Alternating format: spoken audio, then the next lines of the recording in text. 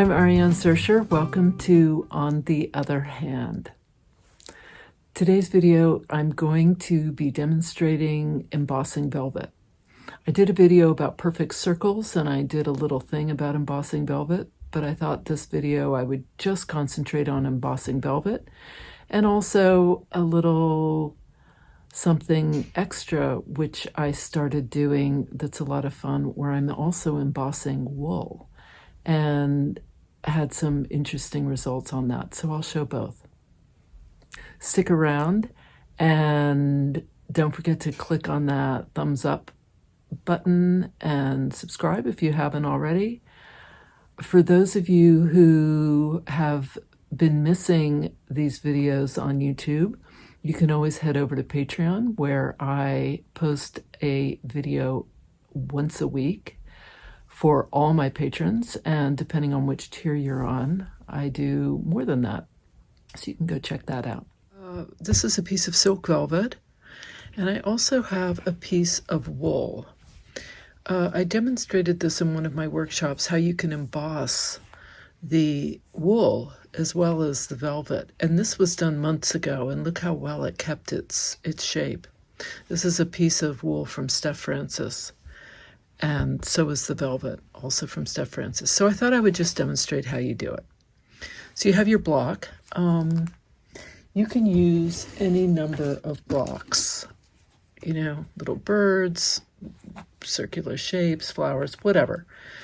Tons of blocks. I'll put a link for different blocks that you can purchase on Amazon. I have tons of them. And you're going to take your piece of velvet, in this case, and you're going to place the velvet pile side down, right side down, on top of your block. Right? Give yourself room for, if you're needle turning it under, whatever. You're going to spritz it with just a little water. You're going to take a hot iron. This is my little travel iron. I use it for traveling and demoing and just to have it on hand nearby. And I'm pressing hard down on this block with the velvet. Now I want to keep pressing, I don't know, 20, 30 seconds. I don't want to scorch the fabric, but I also want to make sure that it's really on there, and I'm pressing pretty hard. Now, I know when this has embossed because when I tip it, typically I can see some indentation. I can't, but I can also tell by just pulling it a little bit. And typically, if it's a little sticky feeling, it's adhered. I'm going to go down just one more time on this, just to make sure that I have it really adhered. And then I'm going to peel this off. And I tell you, it is like peeling, you know, it's a peeling kind of process. And there is my embossed velvet. I can do the same thing with the wool. So here's my wool. Here's my little bird. I'm going to put my bird down. I'm going to put my wool down on top of my... I'm going to give it a little spritz.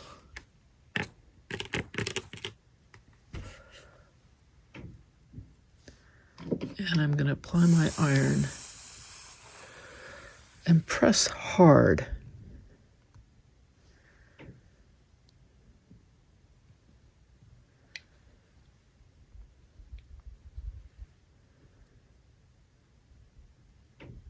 That's about 20 seconds.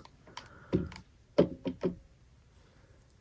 can usually tell because it sticks, right? So when it's stuck on there, that usually indicates that it's ready to peel off. Now this was a trickier one just because it was a little bird, so it's not as well defined, but you can see it. For the wool, it tends, I think, to do better with something like this, dots, or a geometric shape. I mean, can you see the bird? Sure, but I know what I'm looking for. I'm not sure I would know that that was a bird if I didn't. So, you can play around. All right, now let's say that you have a piece that you're working on, as I was, and you decide, well, I've sewn it on, and now, oh, here's a piece of this one's. See how I embossed that velvet? And now I'm going to put I've put the velvet on. I've appliqued it down, right? Here and here. But now I'm going to go and I'm going to take my block, this one, and I want this image on here. So how do I do that? Well, I'm going to show you. You're going to have a varying degree of success depending on how thick your piece is. Now, the other thing is that I'm covering part of this, which I don't want to have embossed. I only want this part here. So I'm going to press down only on this part when I turn it over. So again, I'm going to put my block down like this. I'm going to take my piece of velvet and make sure that I've got it covered.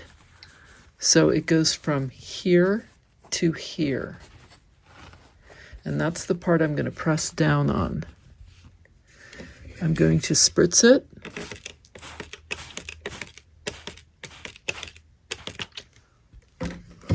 Wet it pretty solidly.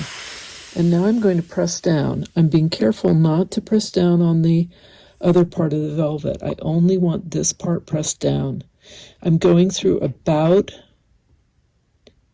4 layers because I've got all kinds of other stuff. I've got this linen, I've got bark, I've got, so I'm having to press really hard, and we'll see what happens.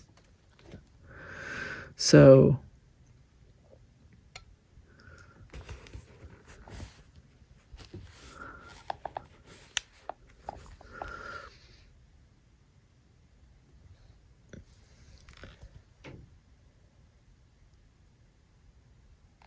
okay, let's see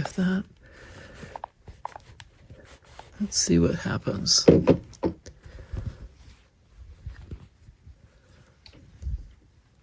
So there's my piece. And there it is. Pretty cool, right?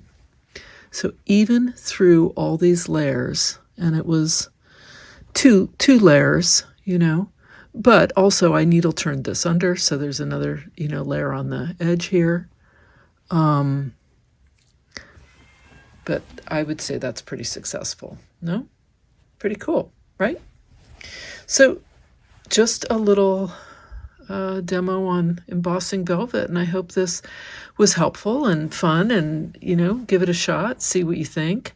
I have not tried it on different kinds of velvet. I only use silk velvet, so I don't know. It's like a silk. It's not 100% silk velvet. It's like a silk with rayon. But I've only tried it on that, and I've tried it on wool. I have not tried it on, people will say, well, what about corduroy, or what about cotton velvet? Or I don't know. I'm guessing it would, but I haven't tried it, so I can't vouch for it. I'll put a link for the blocks. I'll put a link for the iron. And I'll put a link for Steph Francis's wool and silk velvet so that you have all that. That'll be in the description section. Thanks so much for watching, and until next time, let's keep stitching together.